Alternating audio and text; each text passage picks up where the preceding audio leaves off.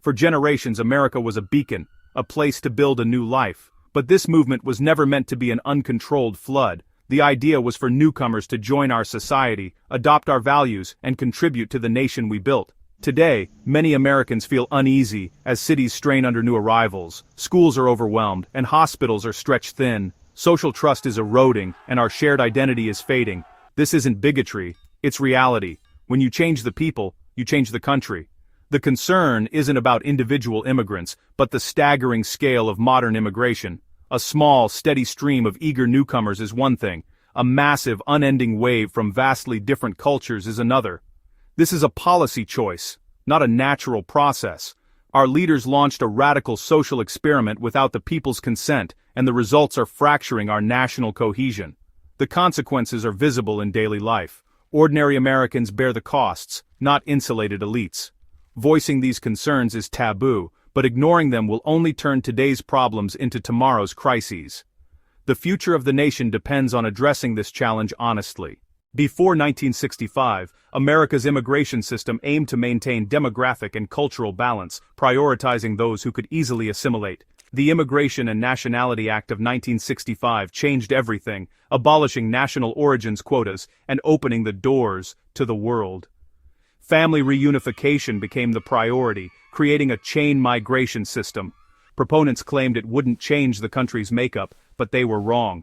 Since then, tens of millions have arrived, mostly from developing nations, transforming the nation's cultural landscape. This was the largest social experiment in our history, done without public consent. The shift wasn't driven by popular demand, but by activists and politicians who redefined immigration as a universal right. Immigration became an entitlement for foreigners, not a privilege granted by Americans. The 1965 Act wasn't just a policy change, it was a surrender of national sovereignty. The result? A system designed for maximum demographic change, not cohesion. The America we know today is a direct result of this single disastrous law.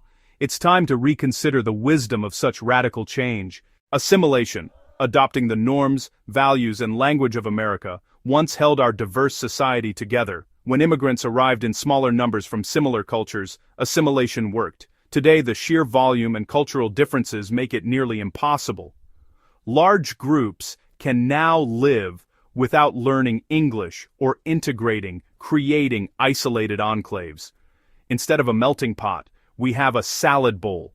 Separate groups, little unity. In some communities like Somali enclaves in Minnesota, assimilation has stalled. High welfare use, low employment, and persistent separation. This isn't about individuals, but about policies that import people from failed states en masse. The idea that all cultures are equal in assimilation is oppressive, is a dangerous fantasy. A nation needs a core culture and shared values to survive. When we stop expecting immigrants to become American, we stop being a nation. True diversity comes from unity, not division. High immigration, especially from developing countries, strains America's public resources. New arrivals need schools, healthcare, and social services, costs that often outweigh their tax contributions. Schools in immigrant-heavy areas struggle with language barriers and resource shortages, lowering quality for all. Hospitals are overwhelmed, providing uncompensated care and driving up costs for everyone. We're providing free healthcare to the world while our own citizens struggle. Public safety is also at risk. Importing large populations from high-crime countries increases crime rates. Illegal entry itself is a crime, showing disregard for our laws. An immigration system that fails to screen and control arrivals threatens every American's safety. The current model is unsustainable and unfair to citizens. History shows the benefits of limiting immigration. After the 1924 Immigration Act, America entered the Great American Pause, decades of low immigration. The foreign-born share of the population dropped, and the nation forged a unified identity. During this time, America endured the Great Depression, won World War II, built the interstate system, and landed on the moon. These achievements were possible because the nation was cohesive, not divided by mass immigration. The pause allowed previous immigrants' children to fully assimilate and become Americans. The shared experience of being American grew stronger without constant new arrivals. The 1924 Act, now criticized, was one of the most successful policies in our history. A pause in immigration isn't something to fear. It's a tool for unity. America's greatest strength came from a confident, united people. The logical solution to our immigration crisis is to hit the brakes, a temporary moratorium on most immigration. This isn't radical, it's necessary to give America a chance to recover and assimilate recent arrivals. We need time to repair our social fabric, public services, and national identity. Continuing current policies is futile, like bailing water from a sinking boat without plugging the hole.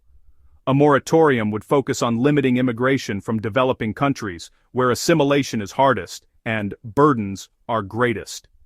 Prioritizing immigrants who can succeed and contribute is common sense. Recent administrations have recognized the need for control. We can't fix our schools, healthcare, or public safety while importing millions more in need. A moratorium is pro-American, prioritizing citizens' well-being and national sovereignty. Critics call it cruel, but what's truly cruel is harming our own working class and dissolving our bonds of citizenship. America's obligation is to its own people, not the world's poor. A pause is rational, compassionate, and necessary for national recovery.